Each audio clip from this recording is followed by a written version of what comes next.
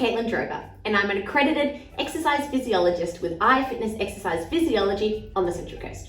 Thank you for joining us through this Exercise 101 course. In this video, I'll be taking you through resistance training, also known as weight training. So sit back and enjoy. I trust you're going to get a lot out of it. So what is resistance training? Well, resistance training or strength training is any form of exercise that requires your muscles to move against some kind of resistive force.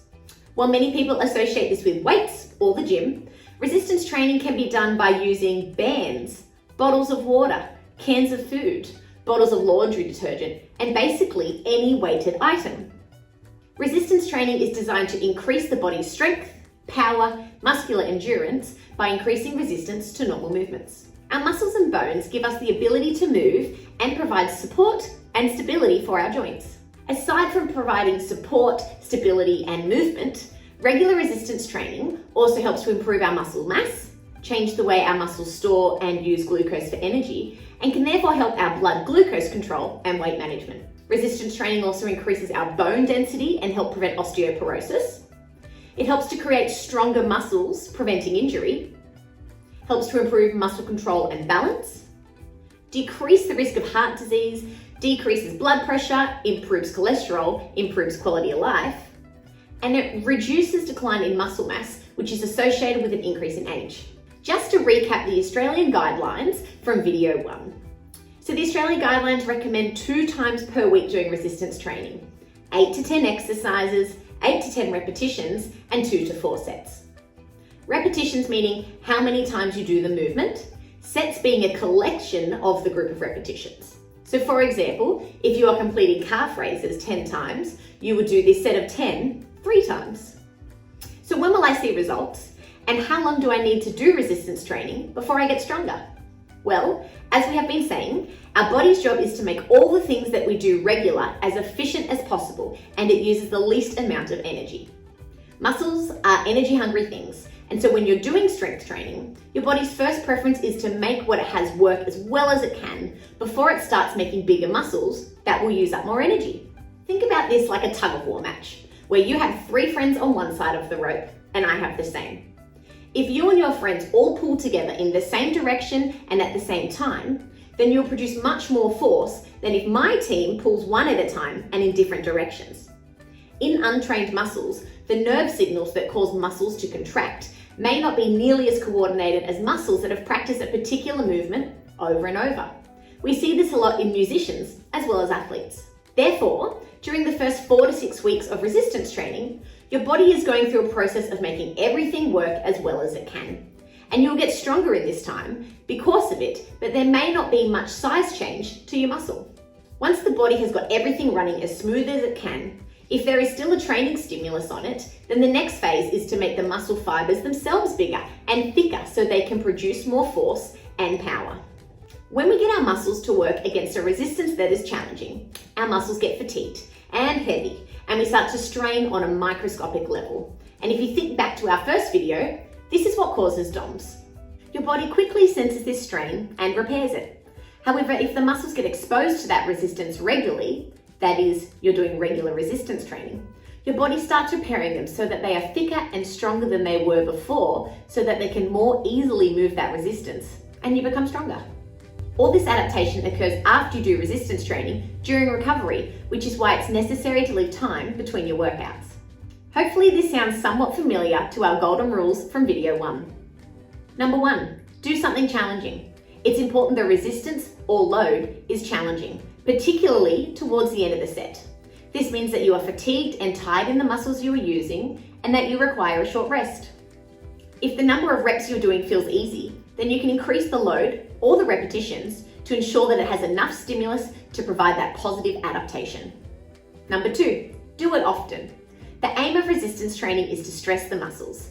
And as I said before, when we're doing resistance training, we are causing those microscopic damage or tears to the muscle cells, which are in turn quickly repaired by the body to help the muscles regenerate and go stronger. So therefore, the aim is to stress the muscle, which then causes it to rebuild itself stronger. We therefore need to stress the muscles regularly enough to keep the stimulus there and to keep us improving. And our third golden rule is adequate recovery. This is rest, nutrition, and sleep. The muscles repair and recover when they are resting. Therefore, we need rest, proper nutrition, and sleep to facilitate this recovery. If we keep training and applying more and more stress to our body, it doesn't get a lot of chance to rest and adequately recover to rebuild itself stronger. The Australian guidelines suggest 2 days per week, not consecutively. Just a few things to be mindful of when doing resistance training. Start slow and work up. If you're new to exercise or you have injuries, the guidelines are recommended levels, but they are not necessarily the starting level for you. Make sure you have the right technique and form. Always do a warm-up and a cool down. When we're looking at resistance training, this could mean looking at what exercises you're going to do and start by doing a few repetitions at body weight and a lighter load and building up to your working sets. Wear loose, comfortable clothing and supportive flat shoes. Avoid exercising if you're feeling unwell. And follow advice given by health professionals. If this all sounds new to you, then get in touch with an exercise physiologist. Just to retouch on something we talked about from video number 1, DOMS, or delayed onset muscle soreness. DOMS, whilst annoying, is often a normal part of resistance training and it's nothing to be concerned about. Whilst it can last up to a week, it mostly lasts 24 to 48 hours and it gets less the more often you do it. It's not a sign that you've overdone it or injured anything or done anything wrong. Progressive overload refers to the notion that we gradually build up the strength in our muscles.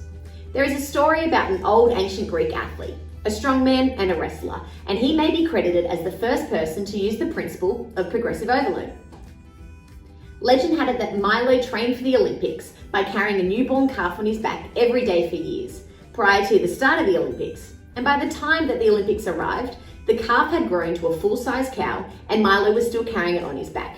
So in essence, Milo adapted to the growing weight of the animal by growing stronger himself. That's progressive overload. To follow this model for developing strength and tone, you lift weights that are heavy enough to create that muscular fatigue at the 10th and 12th repetition. And then when that gets easy, you increase the weight and you lift that new weight until you can do that again for 10 to 12 repetitions. You can increase the weight every time until you get to that 10 or 12 repetitions. Typically, every time you add new weight, you lift fewer repetitions because it's heavier. But then as your muscles grow stronger, you perform more repetitions. The principle of progressive overload is universally accepted as the model that creates the greatest gains in strength.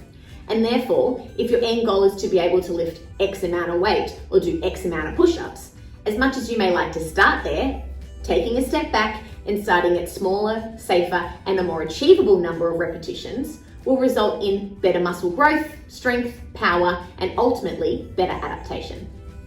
And remember, as I said before, the Australian guidelines require 2 days per week, but the trick is not to make them consecutively. Remember that we need the rest in between for those muscles to recover and to get stronger. Hopefully this video has explained resistance training to you and has given you some ideas or ways that you can implement them in your own fitness to get the wonderful benefits that I've mentioned earlier. So make sure to look out for the next video in our series. I'm Kaitlyn, accredited exercise physiologist with iFitness. Till next time.